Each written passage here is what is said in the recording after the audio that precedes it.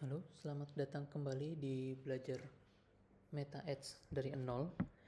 Jadi hari ini saya akan coba menjelaskan kepada teman-teman tentang matriks-matriks apa aja sih yang penting di Meta Ads. Nah, sebelum saya membahas matriks-matriks yang penting di Meta Ads, yang teman-teman perlu ketahui atau yang teman-teman perlu ingat adalah jangan pernah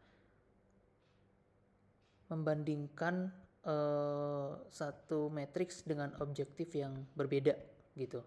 Contoh, misalnya kalian mau lihat CTR tapi campaign-nya pakai misalnya pakai campaign awareness gitu. Atau misalnya kalian mau lihat cost per purchase tapi dari campaign traffic gitu. Atau mungkin yang lebih aneh lagi itu adalah yang sering banget itu adalah ngelihat cost per leads tapi dari CPM atau cost per 1000 impression gitu atau cost per 1000 impression ya, betul. Nah, itu tuh jangan sampai teman-teman, karena gini, di Meta Ads itu kan seperti yang saya udah pernah jelasin ya. Jadi di Meta Ads itu kan ketika kalian membuat campaign itu ada yang namanya objektif. Nah, objektif itu memiliki matriks-matriksnya tersendiri, teman-teman. Contoh misalnya, biasanya kalau di awareness itu matriks-matriksnya adalah, contoh misalnya untuk di awareness itu biasanya matriks-matriksnya itu adalah reach misalnya, atau impression misalnya, atau bisa juga at recall lift biasanya gitu ya.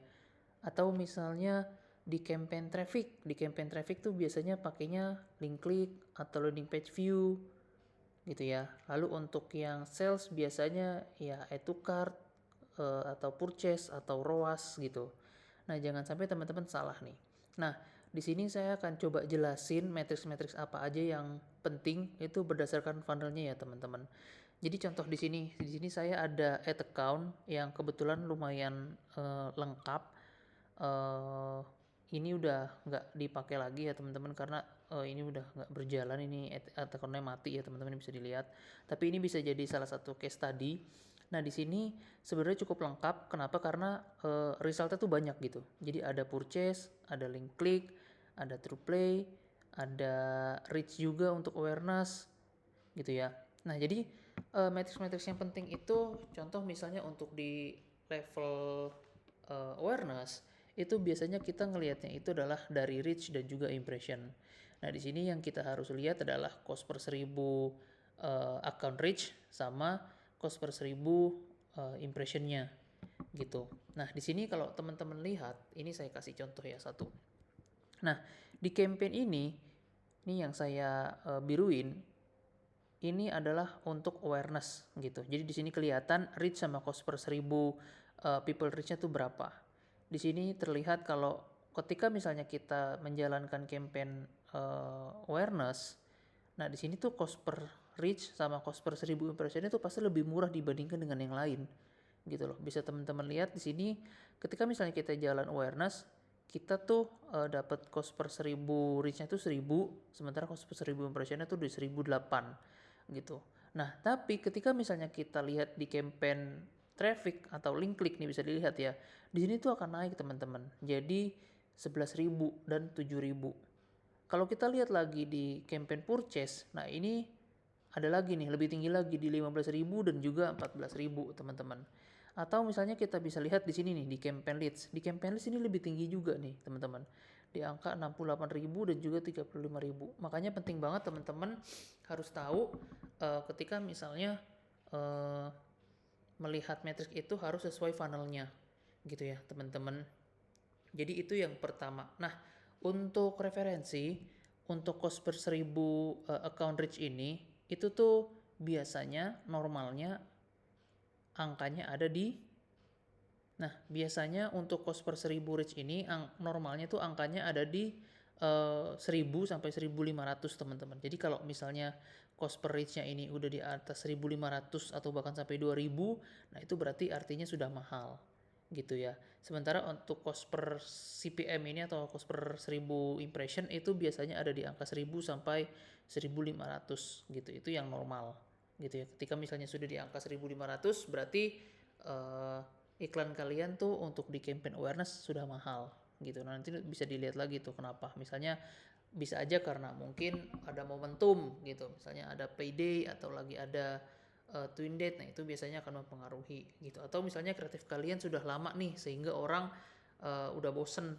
gitu, udah terlalu lama nggak di refresh, atau mungkin bisa jadi juga hooknya tuh nggak menarik atau iklannya kurang menarik buat audiens kalian, itu juga bisa terjadi gitu ya. Nah, lalu yang kedua kita masuk ke campaign traffic. Nah, campaign traffic ini sebenarnya di sini tuh ada link click, ada CTR, ada CPC, ada landing page view, dan cost per landing page view. Nah, balik lagi teman-teman, di sini contohnya saya akan contohkan untuk level untuk di matrix link click ya contohnya teman-teman. Nah, di sini bisa teman-teman lihat dari ketiga campaign ini cost per link clicknya tuh lumayan murah teman-teman. Nah, ini saya kasih juga deh satu lagi yang di bawah. Sebentar.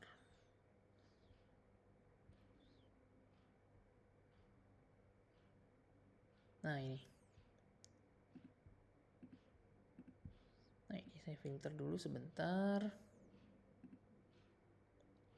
Nah, di sini cost per link kliknya ini lumayan murah, teman-teman. Jadi beragam banget cost per link kliknya, itu mulai dari 100 perak, 49 perak, sampai yang 856. Tapi balik lagi teman-teman, kalau misalnya teman-teman ngelihat cost per 1000 reach atau cost per 1000 impression dari campaign link click, ya sudah pasti akan mahal gitu, sudah pasti akan di atas 10.000 gitu loh, atau bahkan bisa jadi lebih tinggi juga gitu loh. Nah, atau misalnya teman-teman ngelihat campaign link click dari cost per lead-nya, ya sudah pasti lebih mahal gitu. Bahkan kalau misalnya ke purchase apalagi gitu, lebih mahal lagi cost per purchase-nya gitu, sampai 2 juta nih bahkan cost per purchase-nya. Nah, itu jangan ya teman-teman. Jadi untuk campaign traffic itu yang paling bagus itu ada di link click, CTR, CPC, dan landing page view. Nah, untuk apa sih namanya? Untuk cost-nya. Nah, untuk cost-nya itu sebenarnya kalau CPC itu kalau bisa di bawah Rp1.000 gitu ya. Jadi cost per kliknya itu harus di bawah Rp1.000, dan untuk cost per landing page view-nya itu ada di angka cost per landing page view-nya itu ada di angka 1.500 gitu. Tapi balik lagi teman-teman, kenapa ini bisa mahal cost per landing page view-nya? Karena di sini result-nya atau objektifnya adalah link click gitu. Makanya si LPV-nya tuh lebih mahal gitu ya.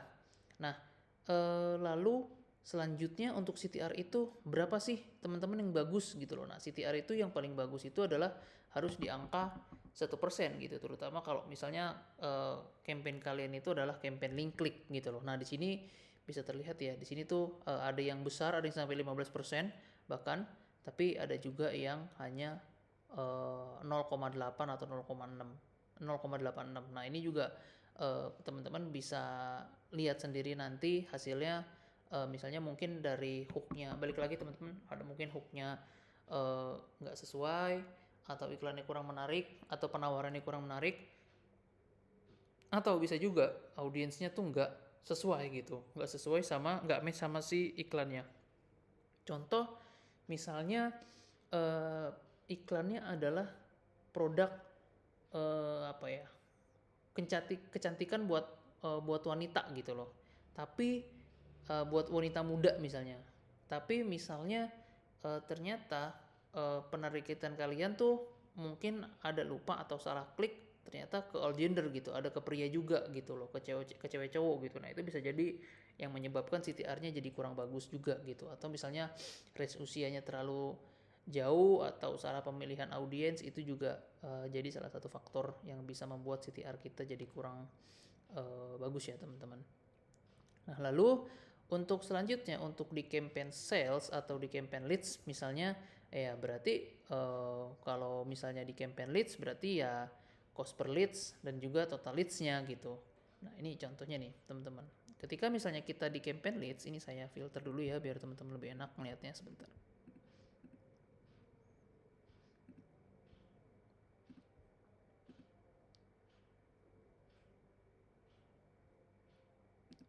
sebentar salah.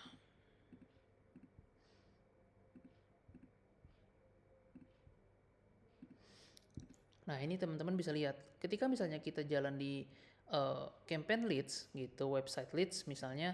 Nah, ini di sini teman-teman juga bisa lihat nih, cost per reach-nya cost per 1000 reach-nya mahal, cost per 1000 impression-nya mahal. Terus CPC-nya juga ini lumayan oke sebenarnya untuk CPC. Nah, tapi kalau misalnya kita lihat dari cost per purchase-nya, ini tuh jadinya mahal gitu loh, karena ini cost per purchase bisa 3,2 juta gitu, sementara untuk leads-nya, cost per leads-nya ini sebenarnya cukup murah ya, ada di angka 5.100 gitu. Nah, untuk cost per leads ini sebenarnya harus dilihat juga teman-teman, jadi saya nggak bisa patokin di angka berapa, cuman kalau misalnya untuk industri yang saya pegang ini, industri F&B, nah itu cost per leads-nya itu biasanya harus di bawah 10.000 gitu loh. Jadi kalau misalnya cost per leads-nya udah di atas 10.000, nah itu udah mahal banget tuh gitu loh. Jadi di sini beda-beda ya teman-teman. Teman-teman harus bisa cari tahu sendiri juga untuk uh, industri lain misalnya, atau bisa cari-cari juga sih di Google gitu tuh banyak banget sih harganya gitu. Nah, lalu selanjutnya yang terakhir adalah untuk sales gitu. Nah, untuk sales atau untuk yang purchase, nah itu ya mau nggak mau berarti ya harus website purchase gitu loh, atau cost per add to cart, atau cost per cost per add to cart to purchase-nya misalnya, atau ROAS-nya gitu-gitu. Nah, itu harus teman lihat-lihat juga gitu loh. Mungkin saya akan coba sajikan data yang lain ya untuk purchase supaya teman-teman lebih kebayang lagi. Sebentar, saya akan coba buka data yang lain.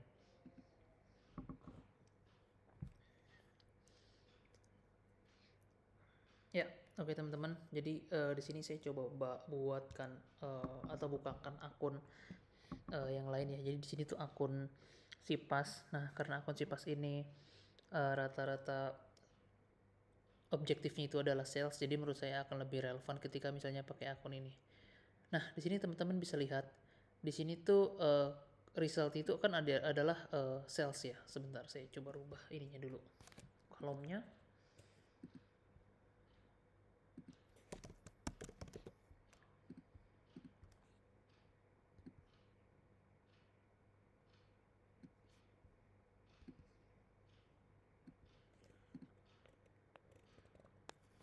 Nah, ini contohnya ya. Jadi di sini kan ada purchase with share item. Jadi purchase with share item itu adalah metrik khusus untuk akun Sipas ya. Jadi kalau kalian teman-teman pakai akun Sipas, maka harus pakai yang ada share itemnya kayak add to cart share item, purchase share item gitu-gitu.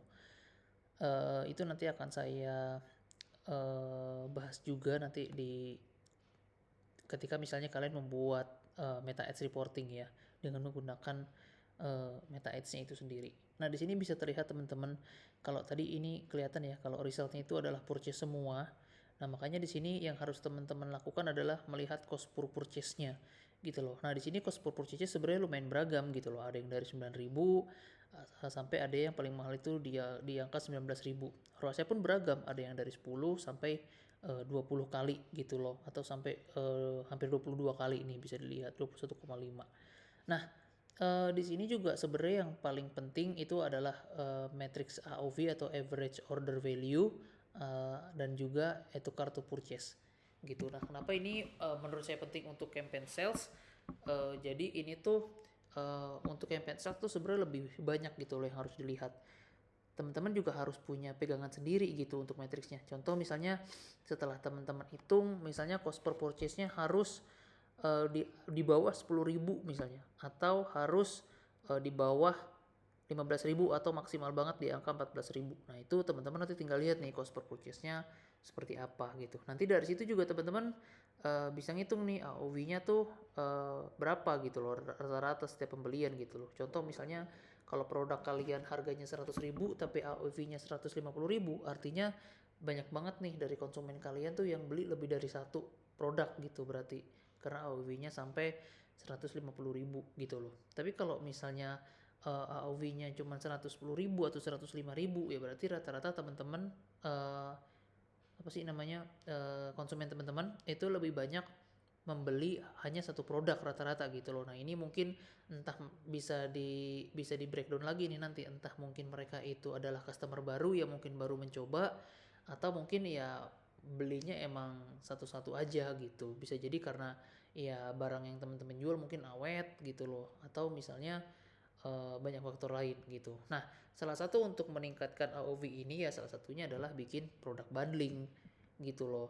Ini juga bisa dilakukan untuk ngeluarin dead stock gitu loh, atau stok-stok yang udah lama atau yang broken size.